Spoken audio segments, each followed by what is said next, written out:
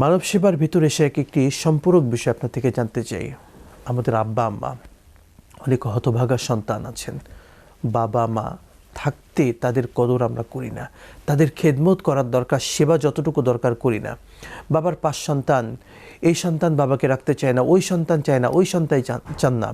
বাবা মা নিজেকে ছোট মনে করেন যে আমি এতগুলো সন্তান আমার পৃথিবীতে আছে, কিন্তু কোথাও একটু সুন্দরভাবে ঠাঁই তাদের হয় না, এমনও রয়েছে আমাদের সমাজে। কি বলবেন তাদের? আপনি ঠিকই বলেছেন, এটাও মানব সেবার একটি অন্যতম দিক যে আমরা মানুষ হয়ে আমাদের নিজের সন্তানকে যেমন আগলে রাখার চেষ্টা করি। সন্তান আসলে কত হতভাগ্য হয়ে যাবে সন্তান যদি সেই সন্তানকে মায়ের মধ্যে যে দরদটা, ভালোবাসাটা, স্নেহ, মমত্ব বোধ আল্লাহ তাআলা জাগ্রত করে দিয়েছেন যখন সন্তান কোলে থাকে। এই সন্তানের সামান্য কিছু হলে সেই মা কিন্তু ঠিক থাকতে পারেন না। এই সন্তানের যদি একটু কষ্ট লাগে সেই কষ্টে কিন্তু দৌড়ে যান, নিজের না খেয়ে না দিয়ে সন্তানকে কিন্তু প্রতিপালন করেন। 10টি মাস পর্যন্ত সেই সন্তানকে বুকে ধারণ করে সেই সন্তানকে দুনিয়ায় আসার পর সেই সন্তানকে নিয়ে সেই মা কত কষ্ট করেন, কত কষ্ট করে লালন পালন করে তারপরে বড় করেন।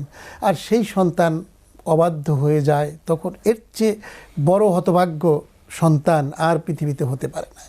এই জন্য মা যখন সন্তান যখন অনেক সময় ছোট বয়সে মারা যায়, তখন কিন্তু মা অনেক কাটি করে। এই জন্য বলা হয়েছে মায়ের কান্দন যাবৎ জীবন, 2-4 মাস বইনের কান্দন রে, ঘরের পরিবারের কান্দন কয়েকদিন পর থাকে না, দুঃখের দরদি আমার জনম দুঃখী মা।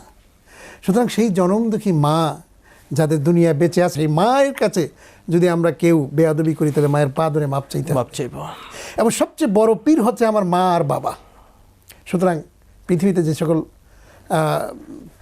সন্তানেরা রয়েছে যারা এই আয়োজন দেখছো, তোমরা তোমাদের মা বাবাকে সম্মান দাও, শ্রদ্ধা করো, মায়ের পায়ে ধরে তোমরা থাকো, দেখবা তোমাদের জীবন বদলে যাবে।